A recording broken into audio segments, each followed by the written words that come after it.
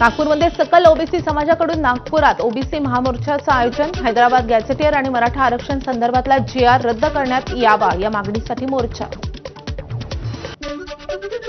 OBC समाजाला आरक्षण देताना मराठा समाजानं कधी विरोध केला का, कधी मोर्चे काढले का किंवा अशा पद्धतीनं वक्तव्य केलंय का? राधाकृष्ण विखे पाटलांची ओबीसी मोर्चावर प्रतिक्रिया. तर मराठा आरक्षणाचा ओबीसी बांधवांना नाही, पुढाऱ्यांना आक्षेप. विखेंची टीका.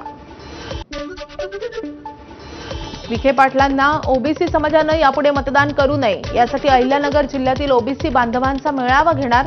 ओबीसी आंदोलक लक्ष्मण हाके यांनी मराठा आरक्षण उपसमितीचे अध्यक्ष आणि मंत्री राधाकृष्ण विखे पाटील यांच्यावर जोरदार निशाणा साधलाय. विजय वडेट्टीवार मोर्चा काढून ओबीसी समाजाची दिशाभूल करतायत. राष्ट्रीय ओबीसी महासंघाचे अध्यक्ष बबनराव तायवाडेंचा निशाणा. 2 सप्टेंबरच्या शासन आदेशानं ओबीसी आरक्षणाला कुठेही धक्का लागत नसल्याची राष्ट्रीय ओबीसी महासंघाची भूमिका.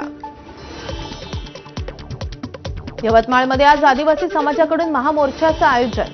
बंजारा आणि इतर समाजानं केलेल्या आरक्षणाच्या मागणीविरोधात आदिवासी समाज आक्रमक. हा मोर्चा सकाळी 10 वाजता पोस्टल ग्राउंड येथून सुरू होईल. जिल्हाधिकारी कार्यालयावर धडकणार आहे.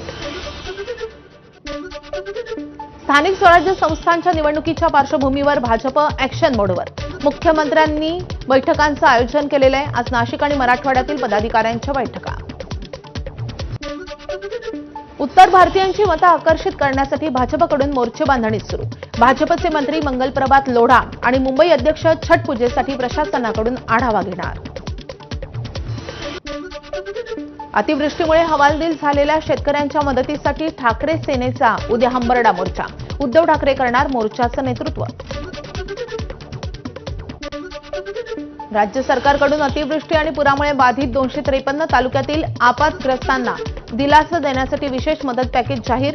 पॅकेजनुसार मृत्यू, जखमी, घरांचे, शेतीचं नुकसान, जनावरांची हानी तसेच उपजीविकेवर झालेल्या परिणामांबद्दल विविध प्रकारची आर्थिक मदत. भाजप प्रदेश कार्यकारिणीची यादी मान्यतेसाठी दिल्लीला. लवकरच भाजपची प्रदेश कार्यकारिणी जाहीर होणार आहे. आगामी निवडणुकीमध्ये उपयुक्त ठरतील अशा चेहऱ्यांना संधी दिली जाऊ शकते. ठाण्यामध्ये मनसे आणि ठाकरेंच्या शिवसेनेची एकत्रित पत्रकार परिषद. राजन विचारे आणि अविनाश जाधव घेणार पत्रकार परिषद. ठाणे महापालिकेची अंतिम झालेली प्रभाग रचना, पालिकेतील आणि शहरातील प्रश्नांसंदर्भात पत्रकार परिषद असल्याची माहिती. नवी मुंबई विमानतळाला दिबा पाटील यांचं नाव देण्यास भाजपचा विरोध. खासदार संजय राऊतांचे एक्सपोस्ट.